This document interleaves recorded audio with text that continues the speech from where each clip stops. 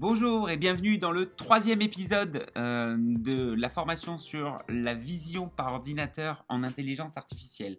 Aujourd'hui, on focus sur le hardware, le matériel et la puissance de calcul. Donc, vous savez, il n'y a rien de magique dans l'intelligence artificielle. Rien du tout de magique. Par contre, bien au contraire, il y a du hardware qui doit correspondre justement, donc du serveur qui doit correspondre au cas d'utilisation. Le petit parallèle est qu'on ne passe pas dans un virage à 300 km/h avec une Twingo parce que les freins, le châssis, etc. n'est pas fait pour. C'est la même chose avec l'intelligence artificielle. On ne fait pas un algorithme très compliqué sur un ordinateur de maison. C'est pas possible, ça ne tournera pas. Et c'est d'ailleurs un des freins principaux justement à l'intelligence artificielle et à son déploiement, c'est le prix et quel GPU, donc quelle puissance de calcul graphique on met en place sous les algorithmes pour pouvoir permettre justement une duplication de ces algorithmes dans toutes les gares de France, tous les aéroports de France, toutes les villes de France, etc. Alors, premièrement, le GPU, c'est la puissance graphique qui est apparue après le CPU, la puissance de calcul dans les ordinateurs, grâce, entre guillemets, au gaming, aux jeux vidéo. Et cette puissance graphique a permis aux ingénieurs et aux docteurs en intelligence artificielle de faire des apprentissages beaucoup plus complexes qu'avant et beaucoup plus rapidement qu'avant. Donc, il est important d'avoir une grosse puissance de calcul pour pouvoir apprendre beaucoup de données à un réseau de neurones, comme je vous expliquais finalement dans le tuto d'avant. Ensuite, une fois qu'on a appris cette donnée-là dans les réseaux de neurones, il faut mettre en place les réseaux de neurones dans la vie réelle.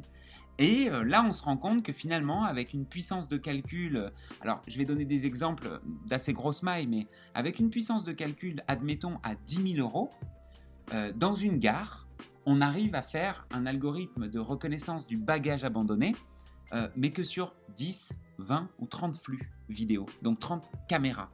Et si on lui dit de faire sur 100 caméras, il faudra rajouter des cartes graphiques qui coûtent de l'argent pour pouvoir justement permettre aux algorithmes d'analyser et d'avoir assez d'énergie et de carburant, entre guillemets, donc de puissance de calcul, pour pouvoir regarder tous les flux vidéo. Et ça, c'est très important parce que ça veut dire que plus la puissance de calcul diminuera en termes de prix et montera en termes de performance, meilleure sera la duplication des algorithmes dans le monde réel. Alors, c'est beaucoup plus complexe que ça. C'est-à-dire que une bonne puissance de calcul, pour qu'elle soit bien faite aujourd'hui, il faut réfléchir sur plusieurs aspects de l'ordinateur. Il y a la puissance graphique, en effet, mais il y a le bus de données et la puissance de calcul, donc le CPU. Il y a aussi le ventilateur, parce que plus vous mettez des choses qui tournent vite et fort, plus ça chauffe. Enfin, c'est de la mécanique presque et de l'électronique. Donc du coup, la duplication de ce hardware-là est clairement très compliquée quand on voit la précision des algorithmes qu'on met dessus.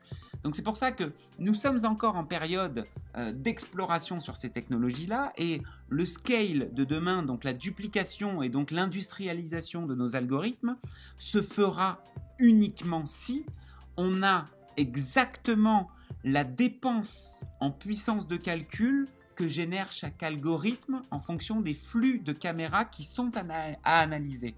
Et donc du coup, ce qui est vraiment intéressant dans notre course à la duplication, c'est le fait que plus on avance, plus on devient scalable. Voilà mon petit point sur le matériel d'aujourd'hui, et pour vous dire que c'est un sujet qui est loin d'être résolu, mais sur lequel on travaille de manière acharnée et quotidiennement.